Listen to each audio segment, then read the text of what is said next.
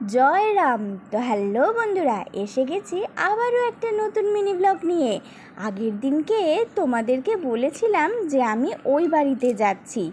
কেন যাচ্ছি সেটা আর বলা হয়নি। তো গিয়েছিলাম আমার দাদার মেয়ে তিন্নির জন্মদিনের জন্য। এই দেখো, এখানে তিন্নির বার্থডে কেক দুটো সাজানো হয়ে গেছে। ও দুটো কেক কাটবে, আর আমার তিন্নি সোনাকে লাগছিল একদম সুন্দর পরীর মতো।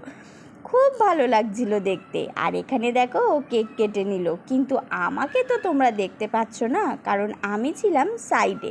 আমার মেয়েকে থামাতেই আমি ব্যস্ত হয়ে গিয়েছিলাম।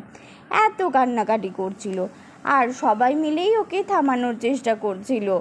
এদিকে দেখো, আমার ছোট দিদি নাচতে শুরু করে দিয়েছে, আমার বাপি নাচতে শুরু করে দিয়েছে, তবু আমার মেয়ের কান্না থামে না।